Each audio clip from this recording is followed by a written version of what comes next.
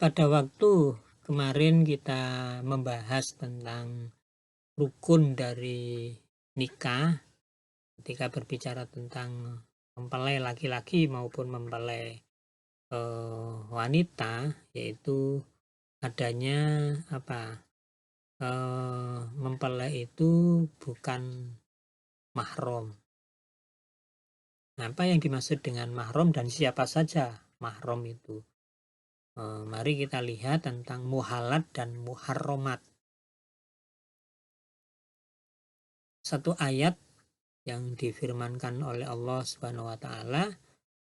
Di dalam ayat ini Allah menyebutkan hurrimat alaikum ummahatukum wa banatukum wa akhawatukum wa ammatukum wa khalatukum wa banatul akhi wa banatul ukhti wa ummahatukumul lati arda'nakum wa akhawatukum minar radha'ah wa ummahatu nisaikum waroba ibukumul lati fi hujurikum min nisaikumul lati dakhaltum bihin fa in lam takunu dakhaltum bihin fala junaha alaikum wa halailu abnaikumul ladzina min aslabikum wa antajma'u bainal ukhtain illa ma qad salaf innallaha kana ghafura. Allah berfirman, diharamkan atas kamu menikahi ibu-ibumu, anak-anakmu yang perempuan, saudara-saudaramu yang perempuan, saudara-saudara bapakmu yang perempuan, saudara-saudara ibumu yang perempuan, anak-anak perempuan dari saudara-saudaramu yang laki-laki, anak-anak perempuan dari saudara-saudaramu yang perempuan, ibu-ibumu yang menyusui kamu, saudara perempuan sepersusuan, ibu-ibu istrimu yaitu mertua, anak-anak istrimu yang dalam pemeliharaanmu dari istri yang telah kamu campuri. Tetapi jika kamu belum campur dengan istrimu itu dan sudah kamu ceraikan, maka tidak berdosa kamu mengawininya. Dan diharamkan bagimu istri-istri anak kandungmu dan menghimpunkan dalam perkawinan dua perempuan yang bersaudara, kecuali yang telah terjadi pada masa lampau. Sesungguhnya Allah Maha Pengampun lagi Maha Penyayang. Nah, saudara, dari ayat itu kemudian muncul istilah muhalat dan muharromat. Muhalat adalah pihak-pihak wanita yang halal atau boleh untuk dinikahi. Sesuai dengan kaidah fikih bahwa segala sesuatu yang ada di dunia ini pada dasarnya boleh diambil sampai ada dalil yang melarangnya. Demikian juga dengan wanita, pada dasarnya semuanya boleh dinikahi sampai ada dalil yang melarangnya. Dari kaidah itu selanjutnya memunculkan apa yang disebut muharramat atau mahram, yaitu pihak-pihak wanita yang haram atau dilarang untuk dinikahi. Pada dasarnya wanita mahram atau haram untuk dinikahi itu ada dua macam. Yang pertama yaitu tahrim mu'abbad atau mahram selama-lamanya. Mahram mu'abbad adalah wanita yang tidak boleh dinikahi oleh pria sepanjang masa atau selama-lamanya. Ada 3 sebab seorang wanita menjadi mahram mu'abbad, yaitu disebabkan hubungan keluarga atau nasab. Ada 7 orang yang disebabkan oleh nasab ini. Yang pertama yaitu ibu dan ibunya, ibu dari bapak dan seterusnya. Nah, ibu dan ibunya, ibu dari bapak, dan nenek, anak dan cucu seterusnya sampai ke bawah. Saudara perempuan seibu, sebapak atau seibu atau sebapak saja. Saudara perempuan dari bapak, ini bule, paklik, bude, pakde, gitu ya.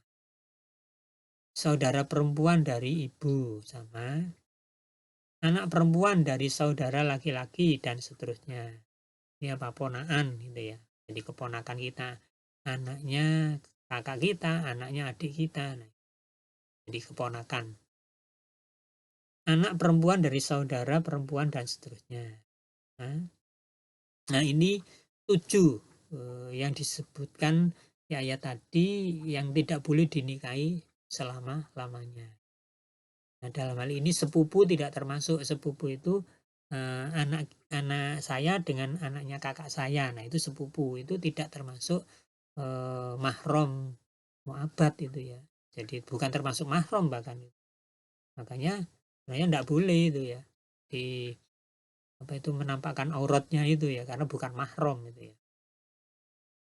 Nah, disebabkan hubungan perkawinan atau perbesanan, musyawarah. Ada 4 wanita mahram yang disebutkan karena perbesanan, karena musyawarah ini, yaitu ibu dari istri atau mertua dan seterusnya, dan ibu dari bapaknya ke atas. Anak tiri apabila ibunya telah digauli. Istri dari anak menantu, ya istri dari cucu baik laki-laki maupun dari wanita ke bawah. Istri dari bapak atau ibu tiri. Nah, kemudian yang ketiga disebabkan hubungan sepersusuan, rodoah. Ada 2 wanita mahram yang disebabkan sepersusuan karena rodoah. Satu ibu dan bapak tempat menyusu, saudara perempuan sepersusuan. Nah, inilah pihak-pihak yang tidak boleh untuk dinikahi selamanya ya. Nah, kemudian mahram mu'aqqad adalah wanita yang tidak boleh dinikahi pria dalam kurun waktu tertentu dan dalam keadaan tertentu. Bila keadaannya sudah berubah, maka larangannya pun dapat berubah dan bahkan tidak ada larangan lagi sehingga wanita tersebut boleh dinikahi. Yang termasuk dalam kategori larangan sementara ini ialah memadu wanita bersaudara, istri orang lain dan yang sedang dalam iddah, wanita yang ditalak 3, menikahi lebih dari 4 wanita, menikahi orang yang sedang ihram. Nah, ini termasuk yang tidak boleh itu ya. Menikahi wanita pezina.